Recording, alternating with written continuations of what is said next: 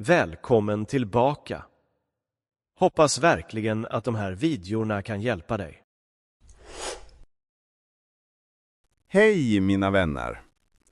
I den här videon ska vi läsa en förenklad version av berättelsen Robinson Crusoe. Texten är skriven på lätt svenska, alltså lättläst språk, för att hjälpa studenter som lär sig svenska att förstå och öva på språket. Den här versionen innehåller enkla meningar, tydliga ord och följer historien steg för steg. Målet är att du ska träna din läsförståelse, lära dig nya ord och njuta av en klassisk berättelse på ett lätt sätt. Så luta dig tillbaka, lyssna noga och låt oss följa Robinson på hans fantastiska resa. Kapitel 1. En ung man med stora drömmar. Robinson Crusoe föddes i en liten stad i England. Hans familj var ganska rik och levde ett lugnt liv.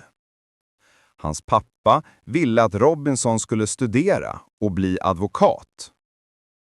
Men Robinson hade andra drömmar.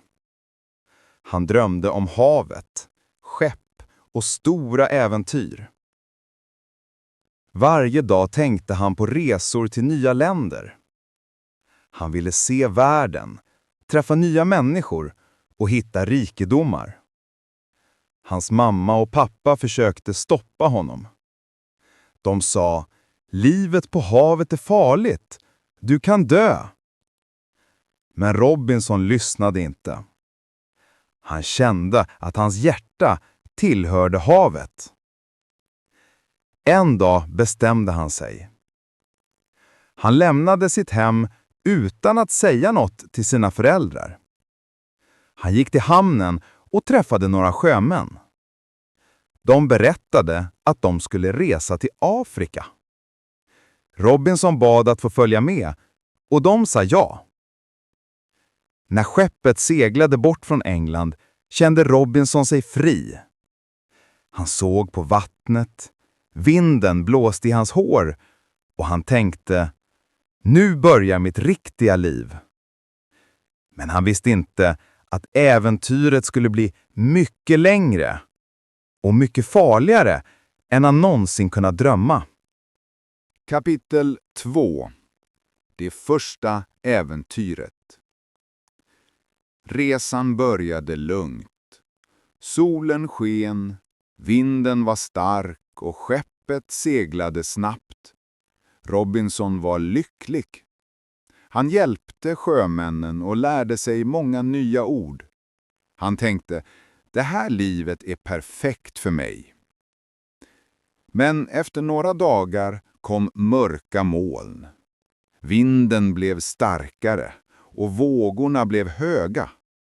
Skeppet började gunga kraftigt. Sjömännen ropade och vatten kom in i båten. Robinson var rädd. Han trodde att han skulle dö. Efter en lång natt slutade stormen. Skeppet var skadat, men de överlevde. Robinson sa till sig själv, jag ska aldrig mer resa på havet. Men när de kom till land glömde han sitt löfte. Han kände äventyret i blodet igen. Han gick med på en ny resa, den här gången till Afrika. Den andra resan gick bättre. De sålde varor och tjänade mycket pengar. Robinson började känna sig som en riktig sjöman. Men på den tredje resan hände något fruktansvärt. Ett piratskepp kom närmare dem. Piraterna attackerade, tog allt de hade och tog Robinson som fånge. Han blev slav i ett främmande land. Det var början på en ny och mycket svårare del av hans liv. Kapitel 3. Skeppsbrottet. Efter några år som slav lyckades Robinson fly. Han tog en liten båt båt och seglade längs kusten. En dag såg han ett stort skepp. Det var ett portugisiskt skepp och kaptenen räddade honom. Kaptenen tog honom till Brasilien. Där började Robinson ett nytt liv som bonde. Han odlade tobak och tjänade pengar. Men efter några år ville han resa igen. Han ville köpa slavar i Afrika och sälja dem i Brasilien. Han gick ombord på ett nytt skepp med flera män. Allt gick bra i början, men efter några veckor kom en stor storm. Vågor slog hårt mot skeppet. Vinden var stark och mörkret var djupt. Skeppet började sjunka. Alla ropade, men ingen kunde hjälpa. Robinson lyckades klättra på en planka och flöt mot land. Han var trött, våt och ensam. När han vaknade nästa morgon låg han på stranden av en ö. Inget skepp, inga människor, bara havet och tystnaden. Han förstod att han var den enda som överlevt. Han grät, men sen tänkte han: jag måste leva. Jag måste hitta mat och vatten. Han gick runt på ön och hittade frukt, kokosnötter och färskt vatten. Sen såg han skeppet långt ute i vattnet. Det satt fast på stenarna. Han simmade dit och tog saker från skeppet: mat, verktyg, vapen och kläder. Han byggde ett litet tält nära stranden och tackade Gud att han levde. Nu började ett nytt kapitel i hans liv, ett liv i ensamhet på en öde ö. Kapitel 4. Livet på ön. Robinson vaknade varje morgon tidigt. Han gick runt på ön och lärde sig var det fanns mat och vatten. Han byggde ett hus av trä, sten och gräs. Han gjorde också ett staket runt huset för att skydda sig från djur. Varje dag arbetade han hårt. Han lärde sig att jaga, fiska och odla. Han hittade fåglar, getter och andra djur på ön. Han började samla mat och torka den för framtiden. Robinson gjorde en kalender på en träbit. Varje dag gjorde han ett märke för att veta hur länge han hade varit där. Han försökte också läsa Bibeln som han tog från skeppet. Han tackade Gud för livet och hoppades att en dag bli räddad. Men ensamheten var svår. Han saknade människor, röster och vänner. Ibland pratade han med sig själv bara för att höra en röst. Han byggde små saker för att hålla sig sysselsatt. Tallrikar, bord, stolar. Efter många år blev han mer van vid livet på ön. Han visste var allt fanns och kunde överleva utan problem. Men ibland stod han vid stranden och tittade på havet. Han drömde om att någon dag se ett skepp igen. En dag hände något oväntat.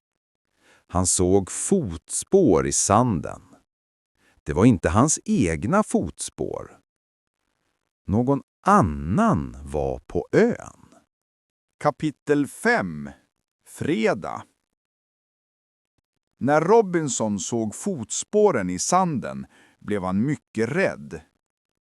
Han tänkte: vem har kommit till min ö? Han gömde sig och väntade. Nästa dag såg han rök långt borta vid stranden. Han gick försiktigt dit och såg några vilda människor. De hade fångat en man och ville döda honom. Robinson blev chockad, men han bestämde sig för att hjälpa mannen. Han tog sitt gevär och sköt i luften för att skrämma de andra. De sprang iväg och mannen var fri. Mannen var ung och stark. Han såg på Robinson med tacksamhet och bugade sig. Han förstod inte engelska, men han visade med händerna att han ville stanna. Robinson gav honom mat och vatten och kallade honom Fredag, eftersom det var en fredag den dagen. Fredag blev hans vän och hjälpare. Robinson lärde honom att tala lite engelska och Fredag lärde honom hur man jagar bättre. De byggde nya hus tillsammans och arbetade varje dag. Nu var Robinson inte ensam längre. Han hade någon att prata med, någon som log mot honom. De bad tillsammans och delade allt de hade. En dag såg de ett skepp på havet. Robinson hoppade av glädje, men Fredag var orolig. Skeppet såg inte ut som ett handelsfartyg. Det var engelskt, men något var fel. De gick för att titta närmare, och då började nästa stora äventyr. Kapitel 6. Räddningen och hemkomsten. Robinson och Fredag gick försiktigt mot skeppet. De såg att några män höll 3 fångar. En av fångarna var en engelsk kapten. De andra männen var rebeller som hade tagit skeppet. Robinson och Fredag gjorde en plan. På natten attackerade de rebellerna och befriade kaptenen. Kaptenen var mycket tacksam. Han lovade att hjälpa Robinson att lämna ön. Efter flera dagar kämpade de mot de sista rebellerna. Till slut vann de. Kaptenen fick tillbaka sitt skepp och Robinson kunde äntligen åka hem efter många år. Han sa adjö till ön där han hade levt mer än 20 år. Han tackade Gud för styrka, mod och liv. Fredag följde med honom på resan.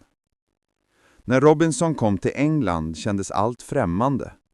Hans föräldrar var döda och hans vänner var borta. Men han hade lärt sig mycket. Hur man överlever, hur man arbetar och hur man tror på Gud. Han köpte mark i Brasilien och blev rik. Men ibland, på kvällen, tänkte han på ön. Han mindes tystnaden, havet och dagarna med Fredag.